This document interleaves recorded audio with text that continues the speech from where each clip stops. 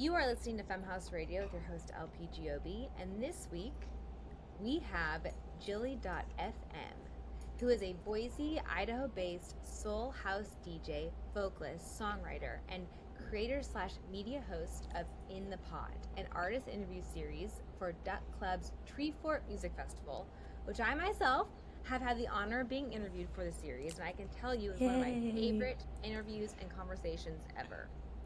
Jilly's career expands far in time and regions, beginning as a professional folk pop singer-songwriter at 16 years old from Coeur d'Alene, Idaho.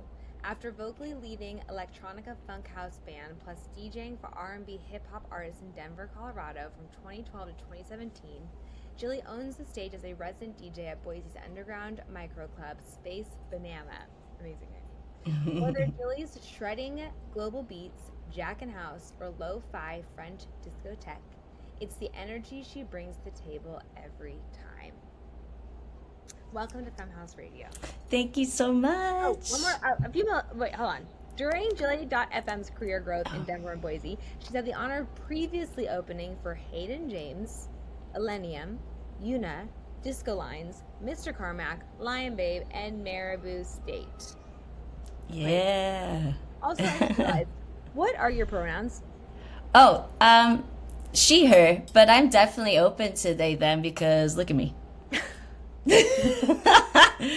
Like, I didn't even know what non-binary was until, like, I started dating, like, when I came back to Coeur d'Alene in 2017, I started dating some girls in Spokane, Washington, and that's when I was introduced to that term. And then I was thinking to myself, I'm like, I look pretty non-binary.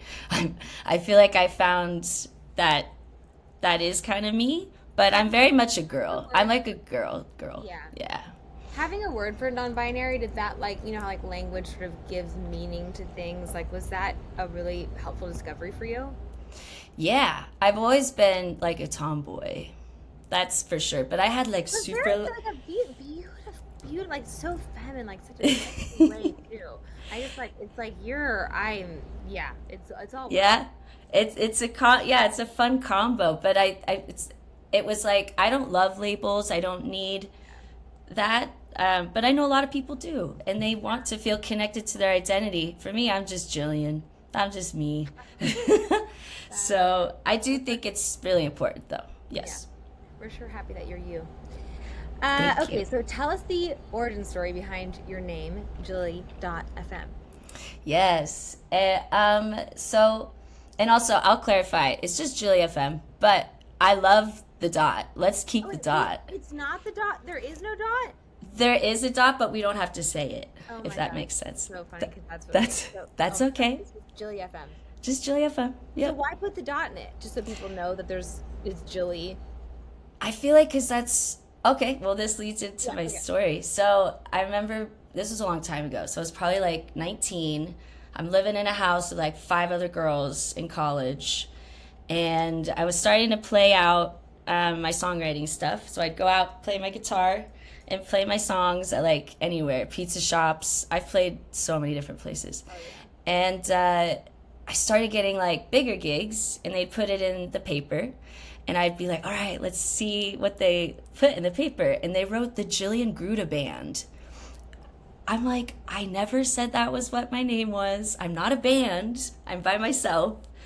And I just thought it was lame. So I remember just laying in bed in this house, all my girlfriends running around, and I'm like, I need to think of a name. So Jilly is my nickname that my parents have called me, family have called me, now friends, I totally cool, call me that. And then the FM part is because music, for me growing up was so heavy on the radio. I loved listening to the radio, like Delilah 99.9. She is. Do you remember Delilah? Yes, of course. Like we're in the back seat, like we're going home listening to Toni Braxton on "Break My Heart." I know, right? And then like she'll come in with some advice, and I was like, that's honestly like what I want to do. I want to play. Yeah, and like I give advice through, I feel like, samples I choose, or like songs that have messages in them. That's like the advice and wisdom I can share. But yeah, I was like, I want to be like Delilah. Right. And also your podcast, where you interview other artists, it definitely Hmm. gives um that special feel. Yeah, you're nailing that. I think the name is perfect for you, Jilly Dot. Yeah, thank Yeah, I you. love it. So So that's you it. were an attendee of the '07 and '08 Grammy camp. What Yeah. I, happened, and tell us about that experience. I know it was a long time ago, so I was like, do I share about this? But it was a, Absolutely, from like you're from Coeur d'Alene, right? yeah, I yep. mean, let's talk about this. Let's talk. It was such a cool experience. The first time I went, I was 15, and you get like you audition for your track, you had to send an interview.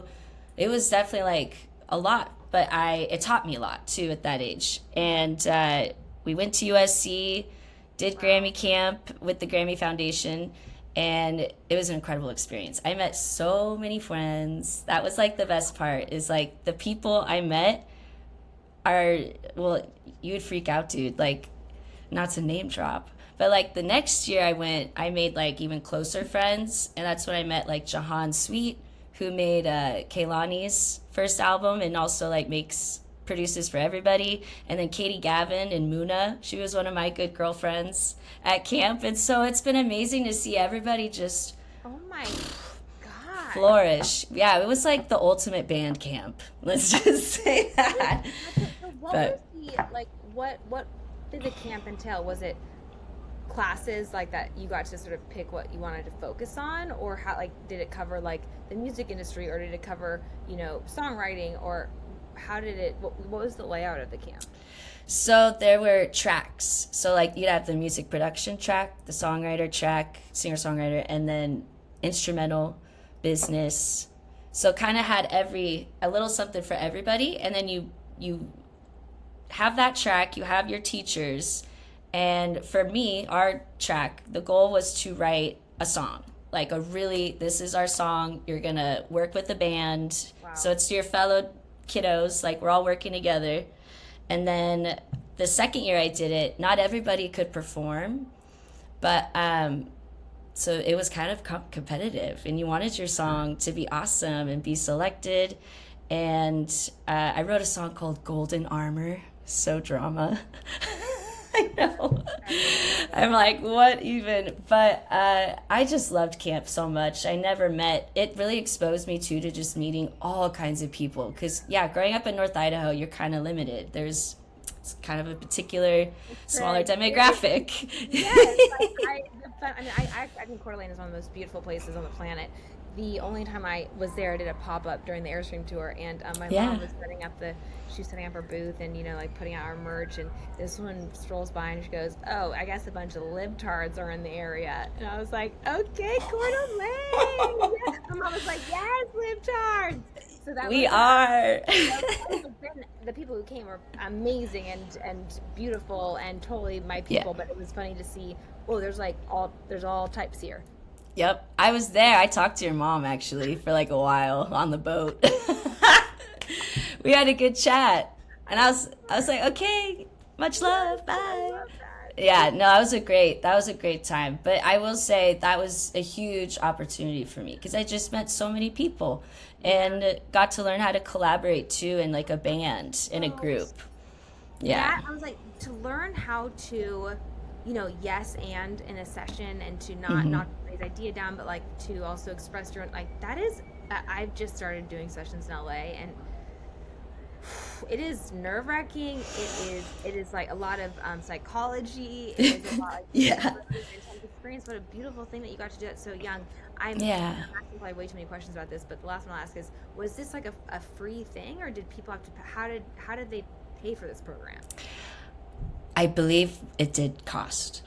Yeah. Okay. It did cost, yeah. And I was really grateful that my family has been like really supportive of me from the beginning. So I think camps were a really good way to expose me and to see, okay, does she really want to do this in college?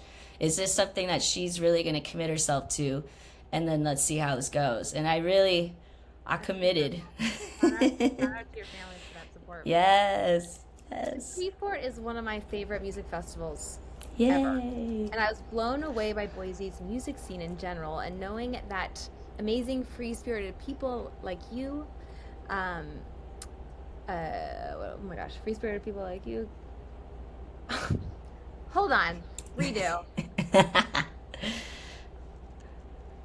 What am I trying to say here? Like you. Okay, take two. Treeport is one of my favorite music festivals, and I was blown away by Boise's music scene in general, and knowing that amazing, free-spirited people like you are there and are shaping the scene is just so wonderful. Tell us about your involvement with Boise's Duck Club Presents and Treefort Music Festival. Yeah, I love that you love Tree Fort. It's like the Dude, party of the year here. like when I It's first went, I was like, okay, I'm going to Boise, Idaho. Like, interesting. Okay, this is yeah, amazing. And I showed up and I was like, well, I yeah, have my people. Like, this is where my people are. It's yep. incredible. I'm so happy to hear that. We're so happy to hear that. I started getting involved just as a performer last year, and I played at this spot called the Edelman Building. And I'll tell you what, dude, it, I mean, and I like even had to pivot my setup. And at this time, too, I have a tiny DDJSR. I'm not a big setup person, I'm pretty minimal. And a mic, so I can like sing when I want or talk when I want. And I was originally supposed to be on the stage, and I was like, I'm not gonna fit on this stage with all the other people's equipment. So I'm like, we have to pivot right now, like 30 minutes before. And I'm like, let's go on the floor. So I went on the floor, and then it became this huge party. There's people wrapped around the building. And after that, that's kind of when things started changing for me here, because people were like, that was one of the coolest sets we've ever seen. It was just a huge dance party. And So sick that you took lemons and you made lemonade out of that. yes, that's definitely what I try and do in a lot of ways in my life. And the next year, I was becoming more friends too. I'm really close with a lot of the organizers, the people who put it all together. It's a small community here, so I've just easily made those kinds of friends. And I was like, I need to like step it up a little bit. I think we could do something different. I'm obsessed with like interviews. I watch so many, whether it's actors, actresses, musicians. I just love it all. I find it all fascinating. So I'm like, I was like, how can I do something that I love and challenge myself and bring that to Treefort? So I pitched it. They said, okay, but like, prove it. Prove it. Can you do this? And I was like, I will. And they let me like furnish this tiny pod, like storage pod. And I took all the stuff in my house to the pod, like rug, couch, everything, and I made it super cozy. So, because I was like, wouldn't that just be so fun to like step into this storage pod and then you're like in a new world, cozy world? So, yeah, I did that and also played, and that also is the same building that I was in last time.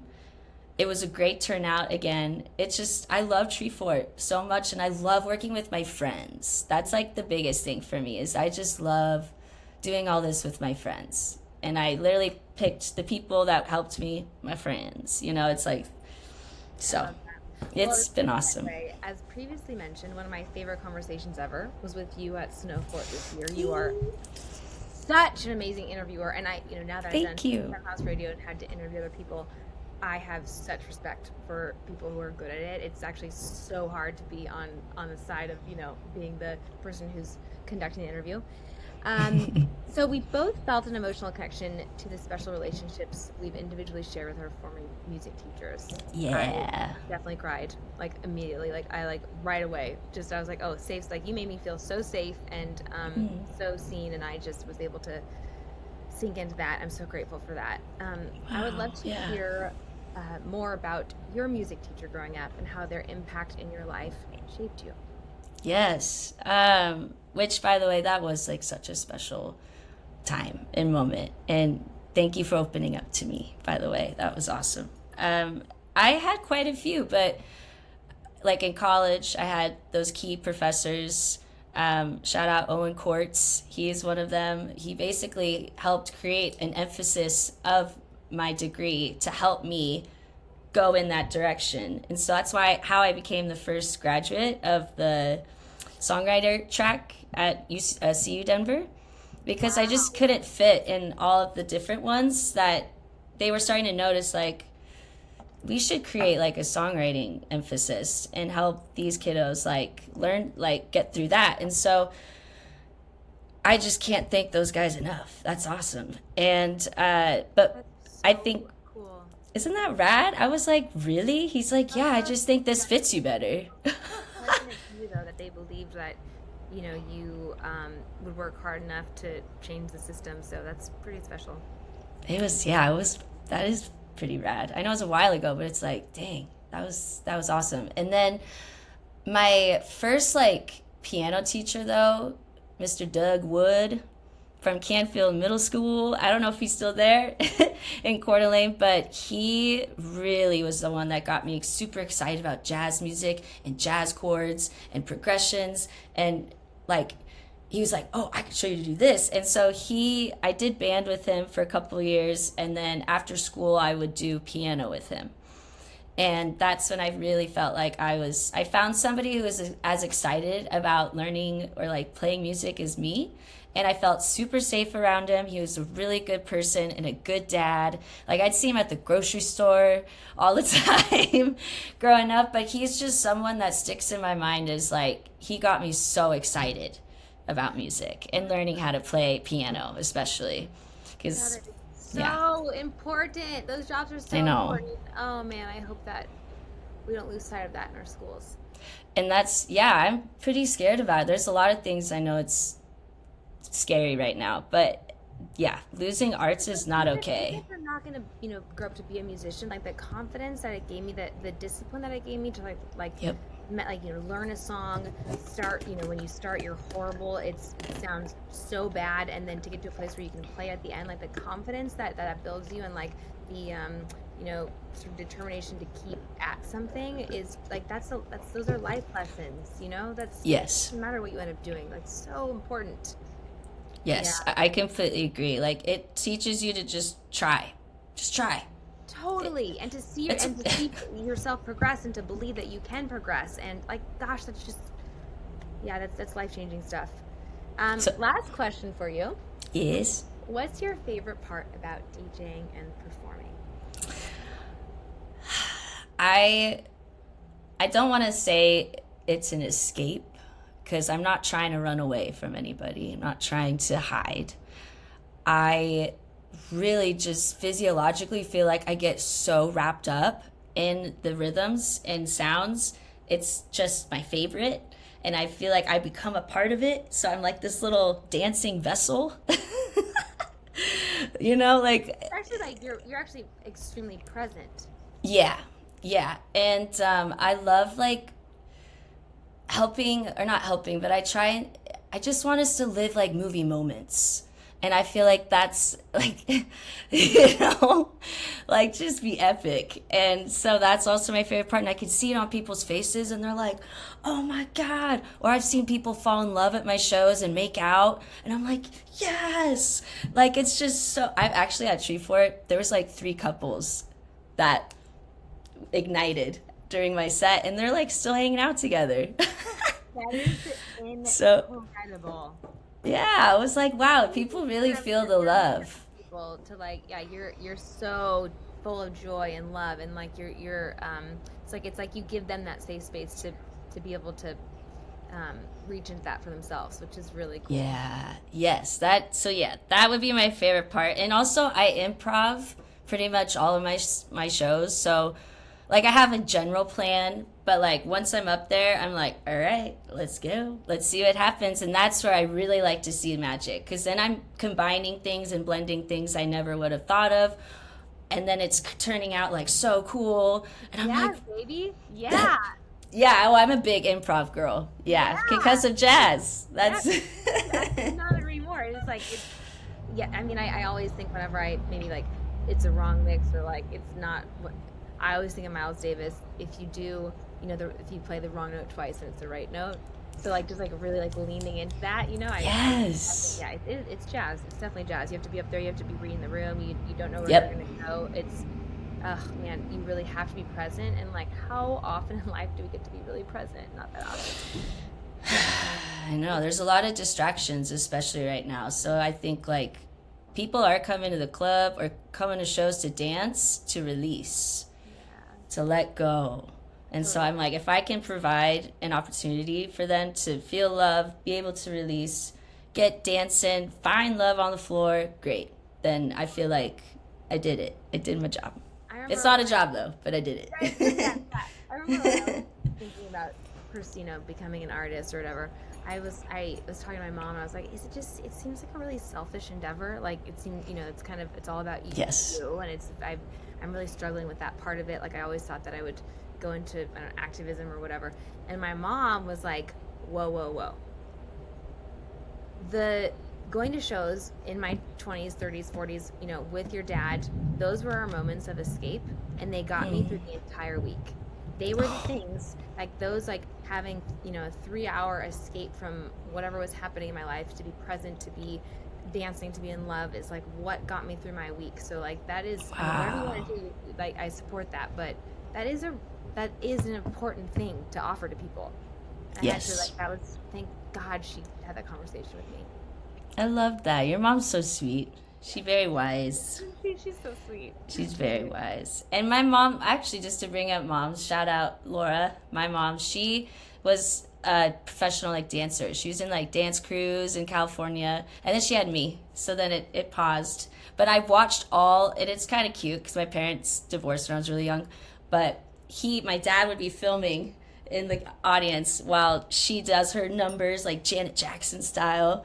You'd love it. It's so great. But that's where I think a lot of my performing and comfortability on stage and dancing, I can totally see where it came from her, and just her being so like down. She's just like, go for it. I mean, Like, don't hold back. that is where you're from. Yeah, gosh, I would love to. Laura, is that her name, Laura? Laura. Yep. Shout out Mama Laura. Well, thank you for being a guest on Femme Radio. We love you. I absolutely love you. adore you. I think that you're such a special human. You have so many gifts, and thank you for sharing them with the world, and we're here to support you.